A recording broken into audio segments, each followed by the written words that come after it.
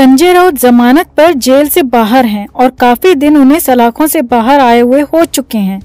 लेकिन हालात ये हैं कि संजय राउत को राहत अभी भी नहीं मिली है, बल्कि आफत हर रोज के हिसाब से बढ़ती जा रही है।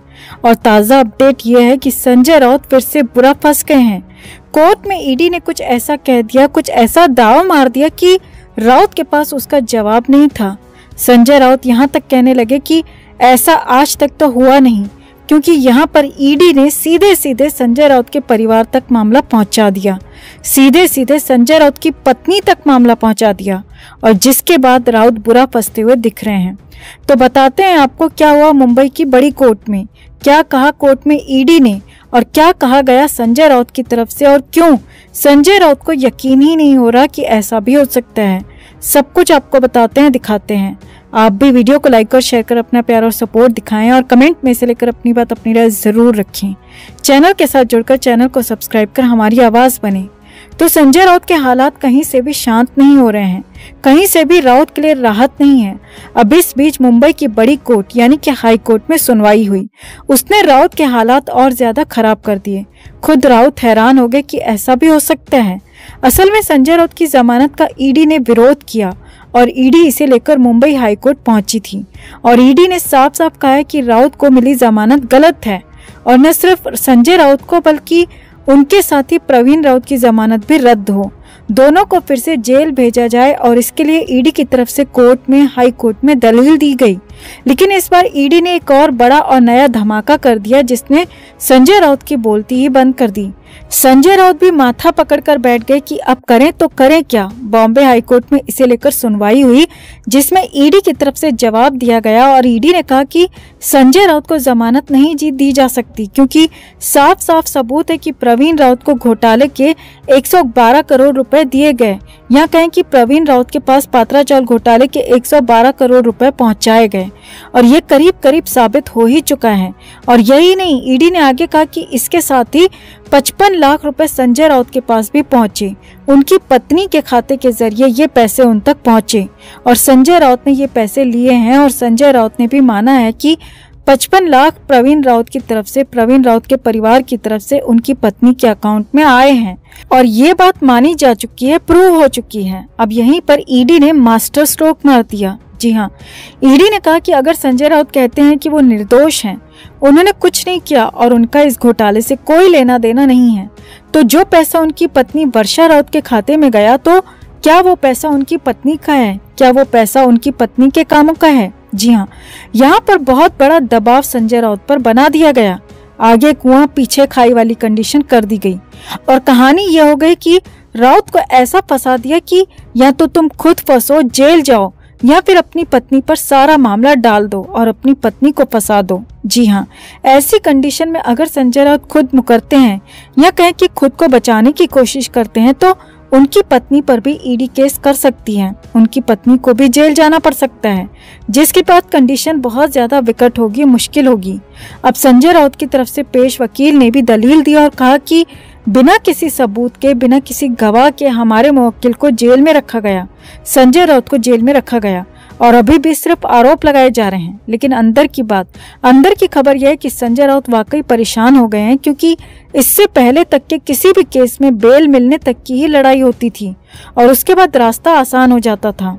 लेकिन यहाँ पर तो जमानत मिलने के बाद भी संजय राउत के लिए राहत नहीं है, यानी कि जमानत को बचाना तक मुश्किल हो रहा है, जमानत पर बने रहना तक मुश्किल हो रहा है, क्योंकि ईडी लगातार जमानत का विरोध कर रही है, और इसे लेकर ही बॉम्बे हाई कोर्ट में सुनवाई चल रही है।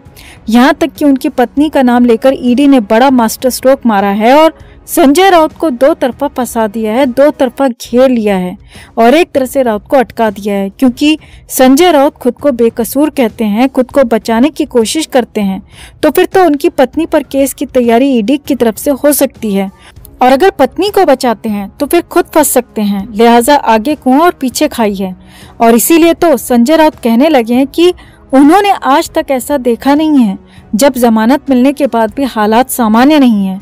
हर रोज इस बात का डर है कि कहीं फिर से जेल न जाना पड़े। जी हाँ, सूत्रों के मुताबिक संजय राउत अपने करीबी लोगों से इस बात को स्वीकार कर रहे हैं कि उन्हें पूरी तरह से घेर लिया गया है, उन्हें बुरी तरह से कैप्चर कर लिया गया है और राउत कहते हैं कि उन्हें पॉलिटिकली फंसाया गया है। लेकिन मामला धीरे धीरे यहाँ पर पर्सनल भी होता जा रहा है और उन्हें उनके परिवार को बुरी तरह से फंसाने की तैयारी हो रही है। अब देखना होगा कि संजय राउत खुद बचते हैं, पत्नी को फंसाते हैं या फिर खुद ही इस पूरी लड़ाई को लड़ते हैं, खुद ही इस मामले में आगे रहकर पूरा केस झेलते हैं। लेकिन हाँ, इतना जरूर है कि राउत फंस तो गए हैं, बुरे फंस गए हैं। तो आपका क्या मानना है दोस्तों? कमेंट में से लेकर आप भी अपनी बात, अपनी राय जरूर रखें और वीडियो को लाइक और शेयर कर अपना प्यार और सपोर्ट भी जरूर दिखाएं। तो संजय राउत जब से जेल से बाहर आए हैं कुछ न कुछ ऐसा करते रहते हैं, कुछ न कुछ ऐसा कहते रहते हैं जिससे खासा बवाल होता रहता है, हंगामा होता रहता है। लेकिन इस बार कुछ ऐसा कहा जिससे महाराष्ट्र की सियासत में हंगामा नहीं बल्कि भूचाल आ गया, बवाल हो गया। जी हाँ, और इसे सिलसिलेवार तरीके से आपको बताते हैं, समझाते हैं। असल में कुछ दिन पहले महाराष्ट्र के राज्यपाल भगत सिंह कोश्यारी ने कहा था कि शिवाजी पुराने युग की बात हो गए हैं और नए युग में आम्बेडकर और नितिन गडकरी महाराष्ट्र के लोगों के लिए हीरो हैं। अब इस बयान के बाद खासा बवाल मचा और इसे शिवाजी का अपमान बताया गया। खास तौर पर उद्धव ठाकरे वाली शिवसेना ने इस पर सवाल उठाए और शिवाजी के अपमान का सीधा सीधा आरोप जड़ दिया, मर दिया। खुद संजय राउत ने कहा कि मुख्यमंत्री एकनाथ शिंदे और उप मुख्यमंत्री देवेंद्र फडणवीस शिवाजी के अपमान को कैसे बर्दाश्त कर सकते हैं और इनकी चुप्पी सवालों में है। इसके बाद भी संजय राउत यही नहीं रुके, यही नहीं थमे। राउत ने बहुत कुछ कहा, लेकिन अब जो कहा उससे नया बवाल मच गया है क्योंकि इस बार बात इस्तीफे तक पहुंचा दी। संजय राउत ने सबसे बड़ा भूचाल लाने वाला सनसनीखेज दावा किया कि महाराष्ट्र के राज्यपाल भगत सिंह कोश्यारी इस्तीफा देने वाले थे। जी हाँ, इसकी पेशकश भी उन्होंने की थी और संजय राउत ने ये बहुत बड़ा दावा किया है। दावा किया है कि शिवाजी पर हुए विवाद के बाद कोश्यारी ने इस्तीफे की पेशकश की थी और कोश्यारी इस्तीफा देना चाहते थे क्योंकि उन्हें भी लग रहा था कि उन्होंने गलत किया है। लेकिन महाराष्ट्र की सरकार की तरफ से कुछ भी कहा नहीं गया और कुछ भी नहीं किया गया। आगे देखिए, संजय राउत ने दावा किया कि कोश्यारी पहले से भी विवादों में रहे हैं और इस विवाद के बाद उनका मन फाइनली इस्तीफा देने का हुआ और वो इस्तीफा देने ही वाले थे, लेकिन उन्हें रोक दिया गया। जी हाँ, संजय राउत ने बहुत बड़ा दावा किया है कि कोश्यारी इस्तीफा देने वाले थे लेकिन उन्हें रोक दिया गया। लेकिन बात यहीं पर खत्म नहीं होती, बल्कि संजय राउत ने इससे आगे दावा किया कि बहुत जल्द आगे भी भगत सिंह कोश्यारी का इस्तीफा हो सकता है। जी हाँ, ये एक और बड़ा यहाँ पर दावा उन्होंने कर दिया। अब यहाँ पर संजय राउत के इस सनसनीखेज बयान के बाद, खुलासे के बाद, दावे के बाद हंगामा मच गया। महाराष्ट्र की सियासत में नया भूचाल आ गया क्योंकि किसी को भी इसका अंदाजा नहीं था और तुरंत ही महाराष्ट्र के राजभवन को इसमें सामने आना पड़ा क्योंकि मुख्यमंत्री आवास से या फिर कहीं और से इस पर बयान नहीं दिया जा सकता था। इसीलिए महाराष्ट्र के राजभवन की तरफ से बयान जारी किया गया कि ये बेसलेस बात है, ऐसा कुछ भी नहीं है।